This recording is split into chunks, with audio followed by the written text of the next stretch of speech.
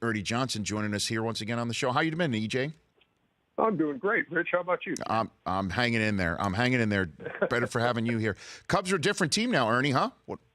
Yeah, without question. I was, the day before the All-Star break, we had the Cubs and Pirates playing, and John Lester gave up 10 runs in the first inning, and the Cubs were struggling, and everybody's saying, hey, are they even going to make it? And then when you go 11-2 out of the break and you have your longest winning streak and the Brewers have their longest losing streak at the same time, it's amazing how that gap shrinks. And now the Cubs got the game and a half lead as we go into this series. And, yeah, so good stuff. I'm looking forward to it.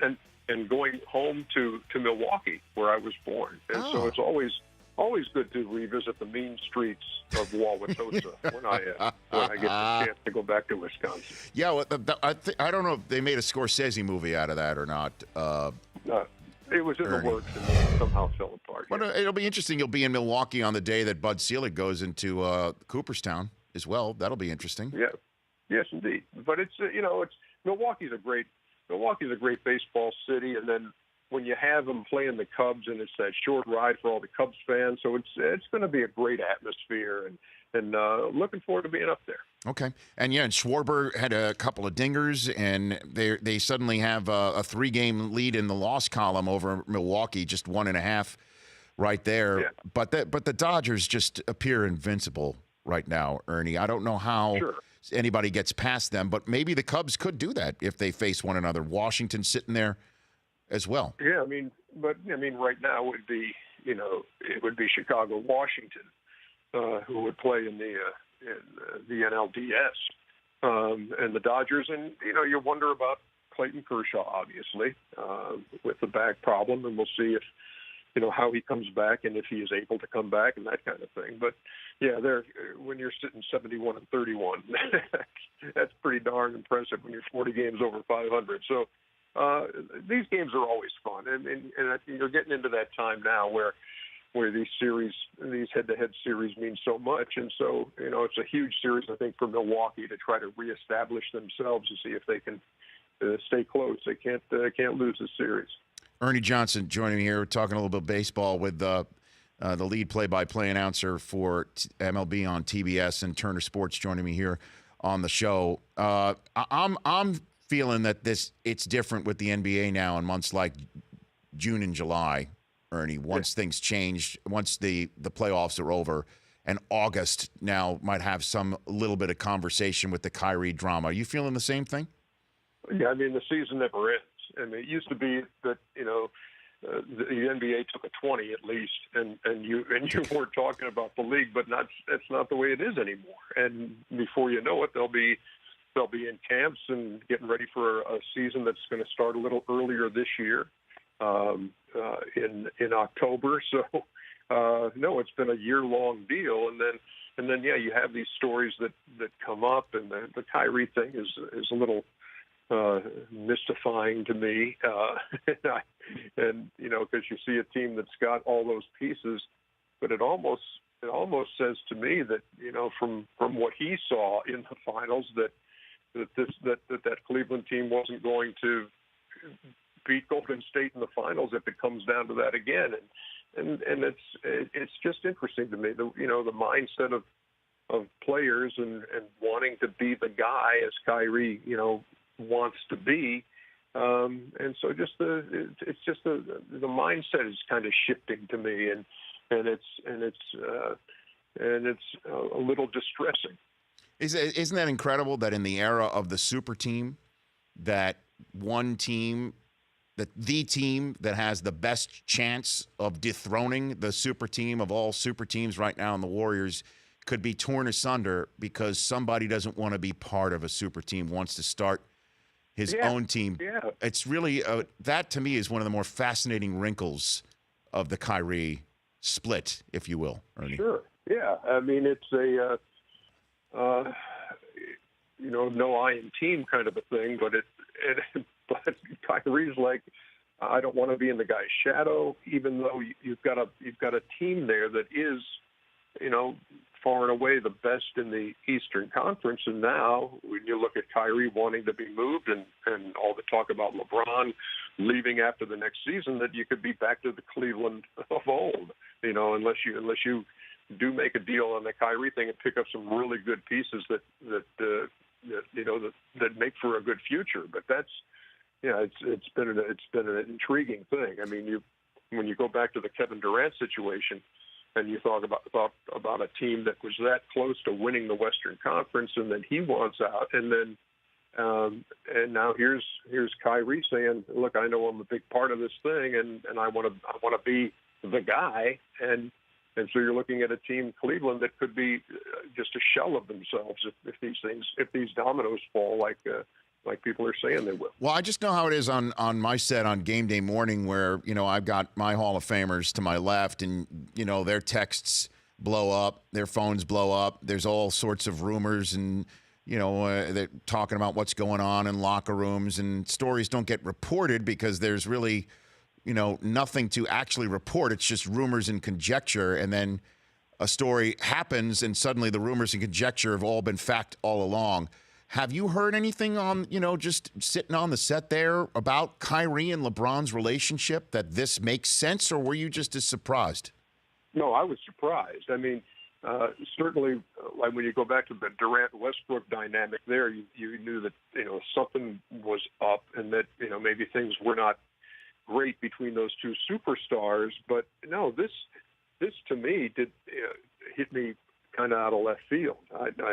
I'll be honest with you. I mean, I just thought that this was a team that was like, look, we're set at this position. We're set at this position. These guys play well together, and they won a championship together. And so that it surprised me without question.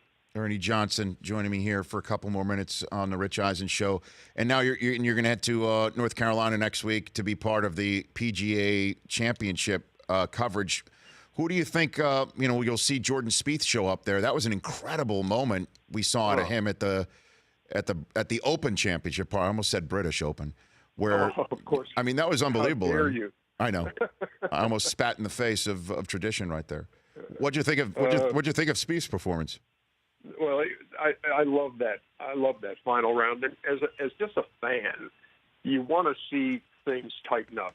I don't want to see somebody run away with it in the final round. I wanted to see, with him and Kuchar side by side, and then to see the lead escape him. And that's when I start thinking, what's going on in Jordan Spieth's mind right now? Is he going back to Augusta now? Is he going back to saying, and again, I'm not him, and so I don't know what players think, but is he thinking, I'm going to have to answer these questions again about a final round lead? And all of a sudden, after that adventure at the 13th, to hit a tee shot as close as he did on the 14th, birdie right there, having lost the lead momentarily, and then it was a tremendous run, and I think it showed a lot of mental fortitude on his part, along with the shot making, and so no, it was great. It was great drama. It was great theater, and that's, when you go to Quail Hollow, you're hoping for the same kind of thing, playing out in 4 days up there in North Carolina. So I just kind of hit me. I feel sort of silly, Ernie, just to go full circle here, that you're going again calling Cubs Brewers from Milwaukee, back where you were born. That's because your dad was a Milwaukee Brave through and through, right? Yeah. Oh, without question. Boston Braves, Milwaukee Braves, World Series in 1957, and I mean that's where I grew up, and it is special because I can drive through my old neighborhood. As I've done when we go to Whistling Straits. The last time we were there for the PGA Championship, I was driving back to the airport and said, well, let's go back down North 68th Street and see what's going on. And I took a picture of the old house, and then the folks who lived there came out, and because I'd been there before, had actually one year had taken my son with me, and I said, here's the house where I grew up. And I knocked on the door, and the people came there, and I explained what was happening. And they said, well, come on in, look around. So it was amazing. The house looked the same. The yard looked the same. And for them to just say, yeah, come on in and look around. And then when I went back to take a picture the next time I was there, the folks came out again and said, hey, how you doing? It's just tremendous. Well, I don't want to take. I was going to ask you one more question, but I don't want to take you from the phone call, Ernie. That's coming. No, into the believe me, house. it's being screened. Okay, very good. Because we had Reggie Jackson on the horn a couple weeks ago, and he stopped the interview to say, "Hold on a second, it's Hal Steinbrenner on the phone," and he took that call to say, "I'll call you right back," and fully admitted he would not have done that with George if George was the one who was calling in. No, this is not nearly the gravitas of that phone call for Reggie Jackson. This can be returned later. So do you have a good story of the first time you ever met Hank Aaron, Ernie? I don't know if I remember the first time I met him, but I remember, hanging out with my dad when he was a broadcaster, and going down to the ballpark, 5-6 hours early, and always standing around the batting cage and watching BP, and Hank Aaron is asking me how my little league team is doing. And then later his sons went to the same high school that I did, and so I've known Henry for forever and ever. And he's just a prince of a man, but those were special times, man. I mean, the first time you ever hang out in the big league clubhouse, and you have no idea what you're going to see, and when you see a backup pitcher walking by with just a towel and a cigarette, and you're saying, well, this is not what I expected. So, it was quite an introduction to the grand old game, that's for sure. Yeah, and we're showing a picture of Hank after he broke the record, and there's Craig Sager at home plate. Yes, indeed. We're showing that picture right now, Ernie. Oh, it was so, that was Segs, too. Segs was such a go-getter and wanted to be wherever the big story was happening. And so for him to be with the white trench coat and the same haircut he always sported, even back then into all of his time at Turner, and he just was a guy who's you're not going to tell him no. He just hit the home run, I'm going to be on the field, which would never happen today, you don't think. But if there's one guy who could make his way to the field for a historic moment these days, it would have been Craig Sager. I bet. Ernie, always love chatting with you. Enjoy the ballpark this weekend, and then obviously the golf course the following week for the final major of the year. Yeah, it's always great talking to you, Rich. Hope things are well in your world, and we'll talk again soon. All good, Ernie. Football's right around the corner. Love doing this show. I've got I'm growing facial hair because I can't grow it on top, so everything's good. And 14-2 for the Patriots. Is that 14-2? Okay, I'll write you down, Ernie. So vote them down. Right. No on the poll question. 14-2. Yeah. I'm with you. Not 19-0, Ernie. I'm with you. No, I don't. It's just too hard to do. It's just too hard to not slip up one or 2 weeks. I agree. 14-2. All right. Take it to the bank. We'll chat soon. That's Ernie Johnson. The Rich Eisen Show. Weekdays at noon Eastern on radio stations across the country and audience. If you like that, please download our app. There's lots of fun things there other than just more of the videos you just saw. You can call us from the app. You can email us from the app.